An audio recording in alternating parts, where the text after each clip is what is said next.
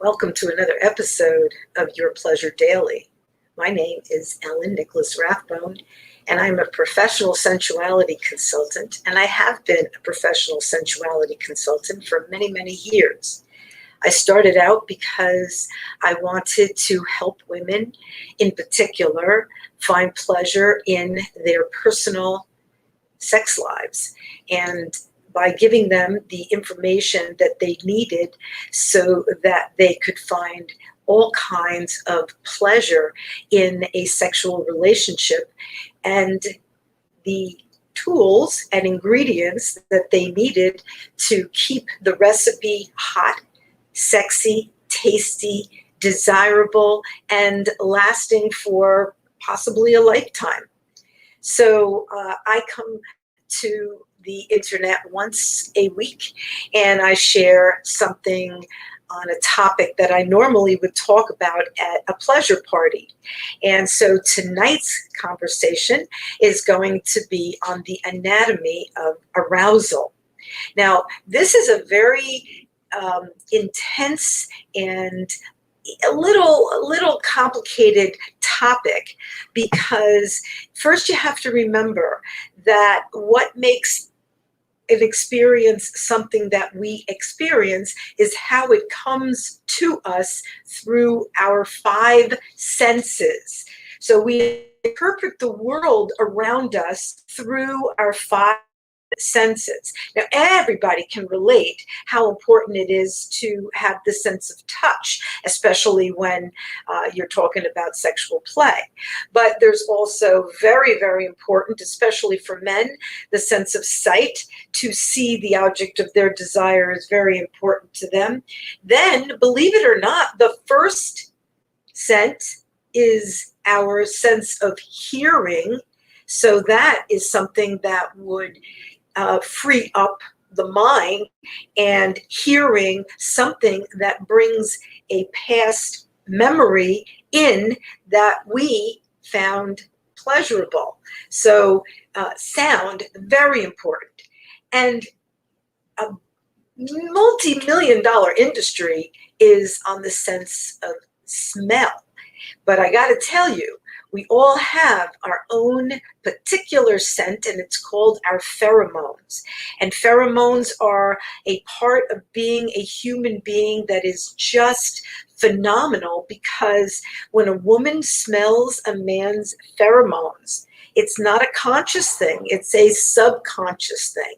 And so what she's essentially picking up is his DNA and seeing whether or not it would be a complement to her DNA. Now, she's not thinking about any of this on a conscious, frontal cortex kind of level, because she's just met the guy. But believe me, the sense of smell is very, very important in couples finding the right person that has the right chemistry with them, so that if they decide to finally get married and maybe even have children, that the fact that their pheromones are complement of each other stands a much better chance of making strong, healthy children. And then, of course, the ever popular sense of taste. I mean, people don't really think about how to taste one another, but when you kiss someone, you're tasting their mouth. And when you envelop someone's parts in your body, you are tasting their skin, and you're also tasting whatever they've eaten or ingested. So if they're a big smoker, then you're going to taste that. And if they eat a lot of garlic or onions, you're going to smell that and possibly taste that if you should ingest or taste any kind of semen afterwards. So you really, truly are what you ingest. For women, I have to tell you, it's very important that you should know that you don't want to smoke cigarettes, for the main reason that it actually taints the flavor of your vaginal fluid. It actually gives it a metallic taste. So if you're someone who enjoys having cunnilingus performed on you, you certainly do not want to discourage your lover because your flavor is off. You want to be as tasty and as juicy and as wonderful as you've always been. So stay away from cigarettes because they really do change the metabolic rate of the fluid and the chemical composition of it. You know, you are what you ingest. I'd like to say you are what you eat, but it's not just about eating. You smoke and you ingest, and then also you take in ideas and you ingest them too. So you have to be careful about the kinds of things that you want to put in. So the first things I want to talk about when it comes to the anatomy of arousal is the 4 P's. Now, I'm sure you think penis is one of them, but it's not. The first one is permission. You want to give yourself permission to enjoy this sexual liaison. You don't want to bring any kind of prejudices or fears into it. You want to be open, but you also want to have a sense of self-love. So self-love is open to loving, but you have to give yourself permission to enjoy that, because a lot of people hold back pleasure from themselves for a multitude of reasons. I don't want to get into psychoanalyzing people, but you can see it all the time. They're constantly, I don't deserve this, and I don't deserve that, and I don't deserve this. Well, that also translates into whether they give themselves permission to enjoy their lives. And if you can't enjoy your sex life, well, that's going to be a problem right there, because it's the greatest joy. It is the healthiest joy that your body and soul and mind can possibly experience. So the first one is permission. It's very, very, very, very important. Then the second P is practice, because if you are new to this and you haven't yet established good habits, then your trial and error liaisons will not turn out to be as satisfying as they could be. So for the woman, if you don't know how you want your clitoris rubbed, or for men, you don't know how much is too much before you lose it. I mean, these are things that you have to learn about your body. The body isn't just, it doesn't know this just because you have breasts, you know how to handle them, or just because you have a vagina or a penis, you know how to pleasure it. No, it's practice. It's actually learning about your body. Now, if you were a dolphin or a chimpanzee or an eagle or some other kind of creature, I don't think that practice would be very important to you, because it's just a basic act. But for humans, because we want to add creativity to it, because we want to add adventure to it, fun to it, because we want it always to be an excitement in our lives, we have to learn about our bodies. And then after we learn about our bodies, through practice, we share that information, we grow as lovers. Practice is essential, and you can't be afraid to make mistakes. The thing is, you have to know it was a mistake, and then you have to know what you want to do to correct it. So the knowledge is out there. Whether the care is there is a different story, but the knowledge is out there. And I hope that you will visit this show every single week for another episode of pleasure, because I talk about it in many different ways, the many different facets of pleasure. So tonight, it's all about the anatomy of arousal. So now the third P is being patient with yourself. Rome wasn't built in a day, and you don't become a phenomenal lover overnight. You have to, as I said, practice. You have to give yourself permission to enjoy your sex life. And then you have to have patience with yourself. If you beat yourself up psychologically, oh, I can't do this, or I'll never be good enough, or there's something wrong with me, or whatever kind of negative chatter goes on in your mind, that will most definitely interfere with your pleasure potential. And you don't want to do that. Why do you want to do that? You don't want to do that.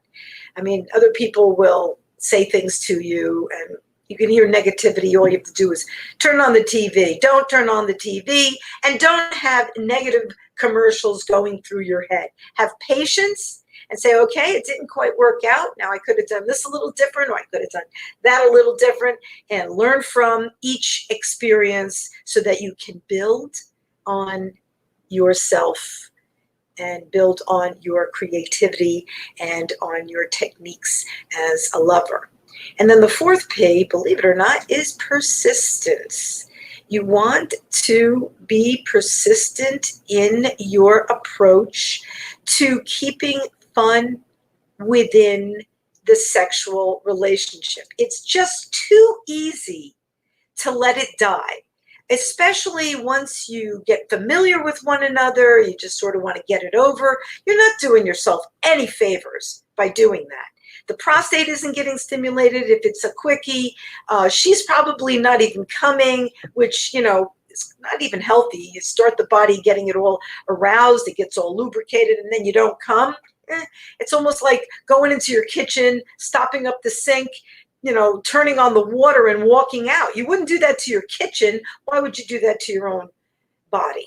So quickie sex as a once in a while kind of a thing is okay, I guess. But if you have it regularly, where you're not really taking time to build the erotic tension between you, maybe to share a fantasy, maybe to share a dance, maybe to share a massage, then what you're doing is you're shortchanging yourself, not only psychologically, but physically as well. So now, why do we want to have the best orgasms possible, all right? Because orgasm is the greatest gift that we as human beings have. There's nothing healthier than an orgasm.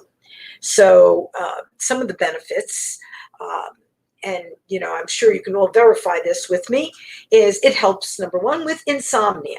If you've had a really sweet, intense, deep, phenomenal orgasm, it has taken you to a height and you've pitched and peaked and all your energy has gone into that. Well, as soon as that's over, and that goes for males and females. I mean, females can probably still keep going, but if you give her about 5-10 minutes, she'll relax and go back to being, you know, able to go to sleep.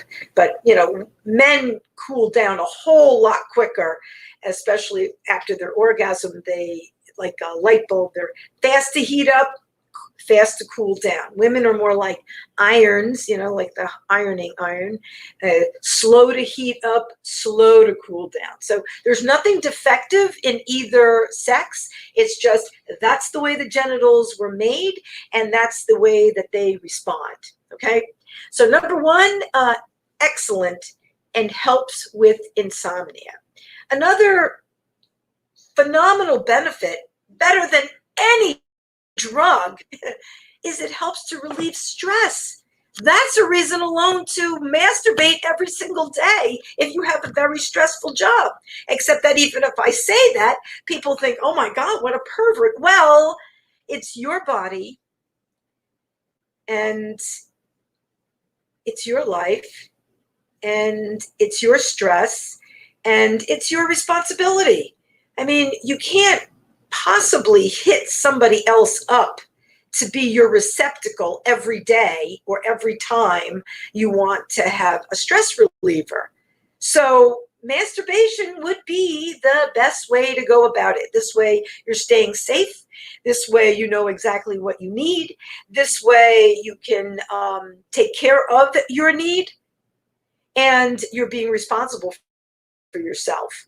I know some people think that's kind of a controversial thing, like he shouldn't be touching himself if I'm not there. I shouldn't be touching myself if he's not there. I don't understand any of that. That's ridiculous. I think that, you know, for women, if God didn't want women to play with their clitoris, he would have put her clitoris between her shoulder blades where it's nearly impossible to reach. But as it is, it's right there. It's very easy to access, and its one and only purpose is orgasm.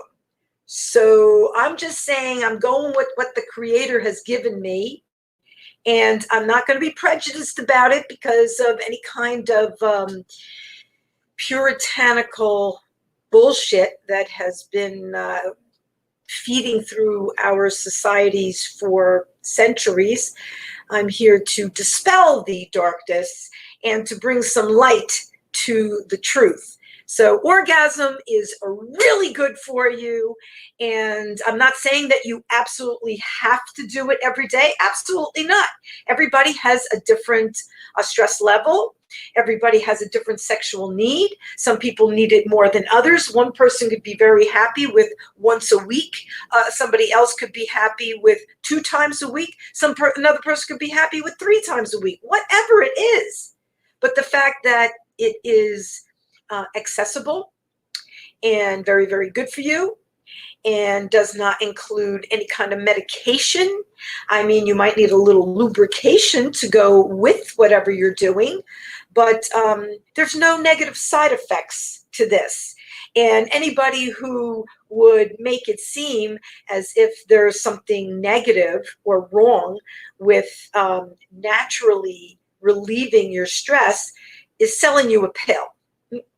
And I'm telling you, you really don't need those pills. You've got either a right hand or a left hand, and you got your stuff right there. You're good, okay?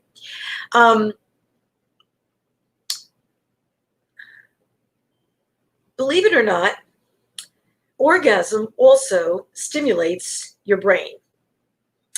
It is excellent for thought processes, and I can attest to the fact that if I have had the most extraordinary, intense orgasm, that within moments of it, some kind of epiphany has happened in my heart and in my mind. And the first thing I have to do, because I'm a writer, is right after I'm done, I have to get up and I have to write it down because it's profound.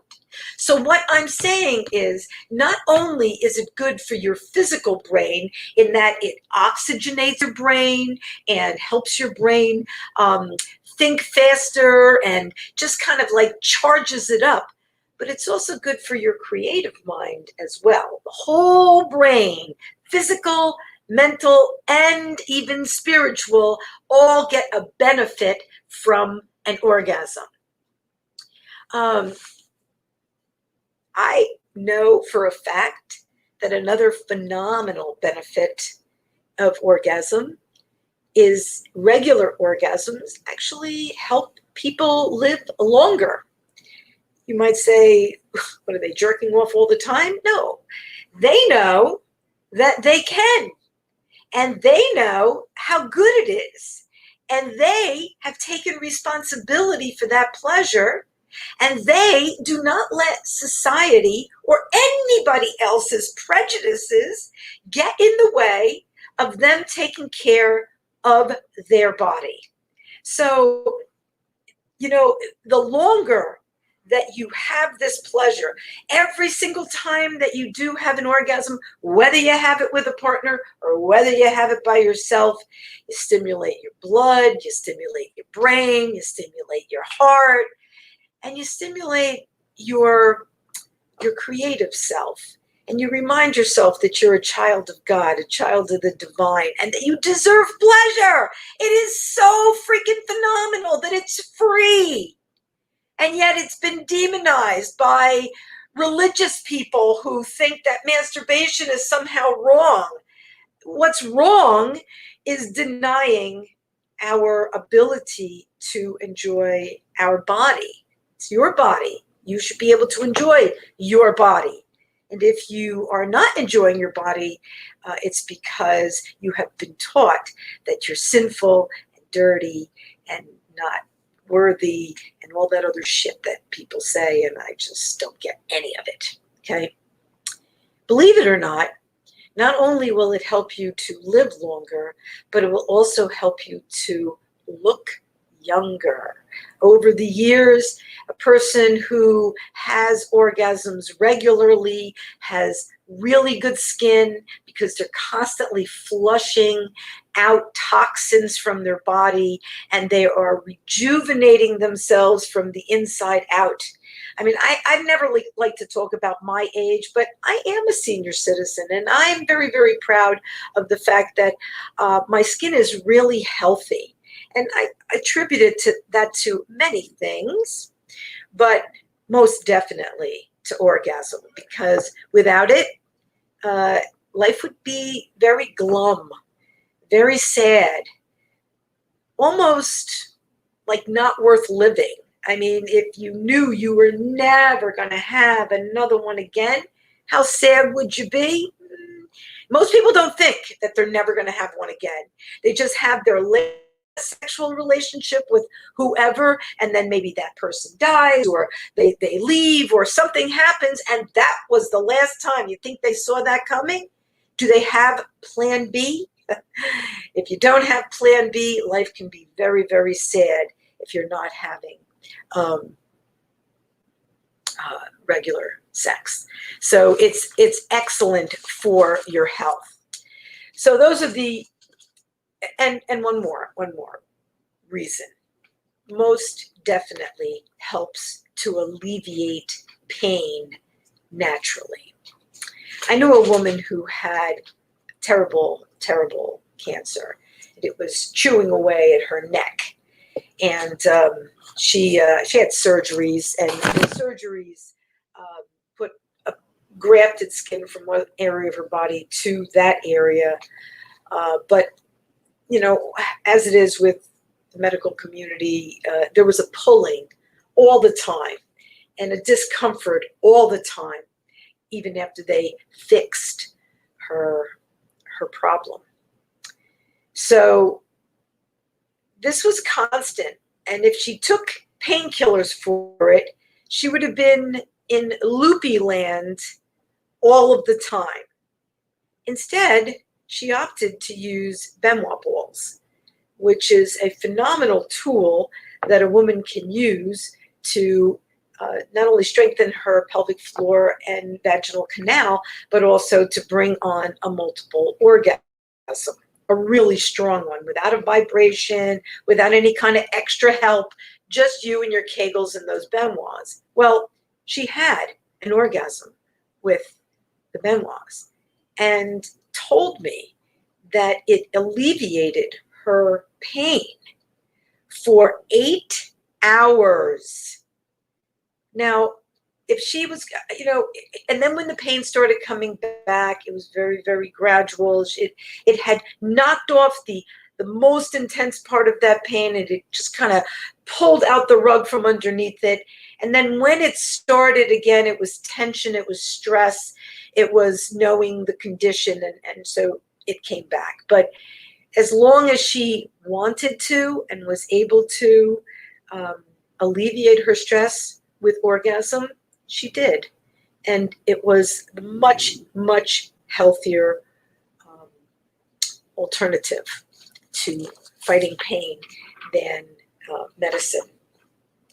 So the most important thing here is to remember that you're never too old to enjoy your sex life.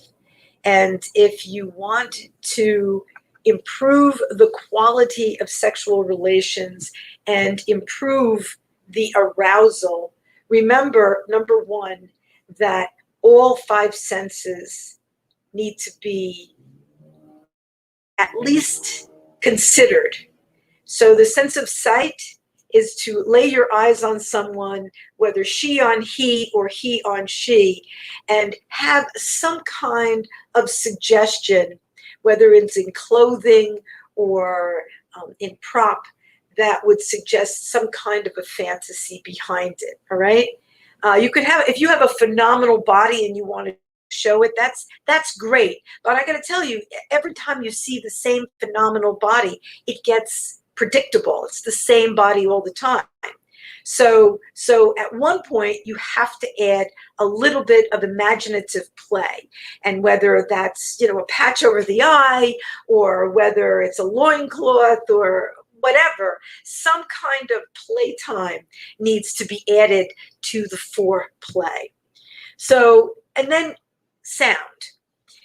There are wonderful CDs out there that have this very compelling music behind them that sounds like very primal, and you can easily hear yourself mimicking those sounds during your sexual play. So it's definitely a fun thing to have on as background.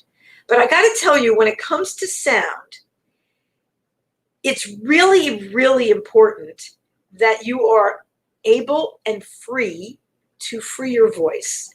If your voice is muffled, stifled, held back, it's also going to muffle, stifle, and hold back your orgasm as well. And that particularly goes for the women. I know it can be the same for the men, but I can tell you straight up, for women, I'm not saying that you should be a screamer. I'm just saying that if a sound needs to emanate from your mouth, then you need to do it. Because if you stifle your voice, you're also stifling your ability to have an orgasm. So as I said, as far as sound is concerned, there's the sounds that you can listen to of your partner, or of music, or even of some kind of a video where other people are getting down, if that's what you want or enjoy. But when it comes to your own voice, be ready to let that go, to let that out, to express it, whether it's a whimper or a scream or a screech or a howl or whatever it is. Make sure you let it out. And actually, it's called Erolalia, and it's a wonderful addition to sex play. Taste.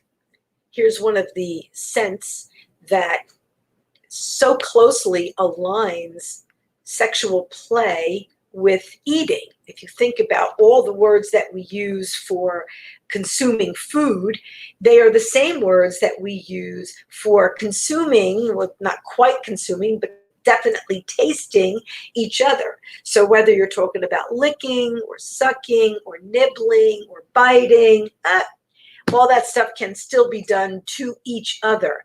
And especially when it comes to any of the stronger sensations, it's always a good idea to check in with your partner and make sure that what you're doing is pleasurable to them as well, not just to you. Because you might think, well, I really like my nipples sucked at this hard, but maybe they don't. So you just have to keep that communication open, and it comes through in the sense of sound, so you should be listening.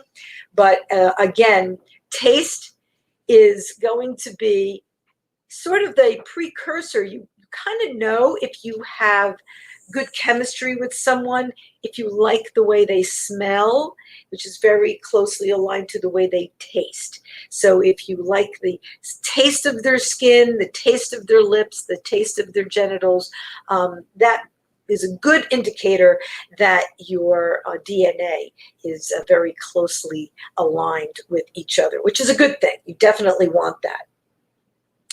And we can't ignore touch, especially when it comes to sexual relationships. A lot of people think it's all about touch, but touch is a language all its own. And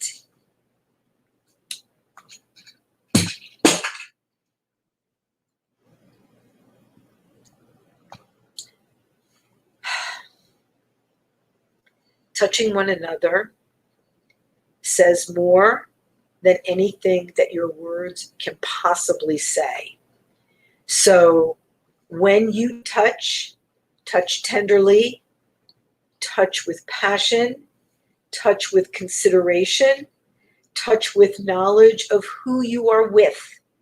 And remember those things, because that will speak volumes to that person, regardless of any words you can ever say. If you want the depth of your passion to be understood by your partner, it comes through the sense of touch. So make sure that you're paying attention to the strokes. And if you don't know how to give a massage, I strongly recommend our vibrating glove. You can find it on my website. Go to yourpleasure.com. And all of the products I have, you can see them there. But the glove is excellent if you don't know how to give a proper massage. You just put the glove on, it vibrates beautifully all on its own, and all you have to do is let your hand roam. By the fact that you are spending time taking care of your beloved, showing them that you care, that is really one of the most beautiful expressions of love, and can often lead to other kinds of touches, which can lead to sexual play. It's really about how you interpret the touch and how that person is interpreting the touch, or what kind of intention do you have behind it. So if your intention is loving and gentle and kind and desirous, then that's going to be the touch. And if your touch is just, let me get what I want, that's going to be the touch too. You can't fool your body. So just give yourself that pause and approach with the kind of sensitivity that you would enjoy, or that you feel they would enjoy, and take your time. It's very, very important. If you're in a big rush to get everything done and to get it in and to get out, you really don't have time for sex. Sex should never take less than 20 minutes, 25 minutes, half an hour. I know that sounds ridiculous to people, but the bottom line is it takes the woman about 20 minutes to even get aroused so that she can have an orgasm. So, there's other things that can get done during the day. Lots of people waste time watching television. Lots of people waste time looking at their cell phone, waiting for God knows what to come through. Facebook, whatever. There's lots of places that people waste time where you don't get very much of a return at all. But massage is a wonderful way to spend time, and to spend it with someone that you care about.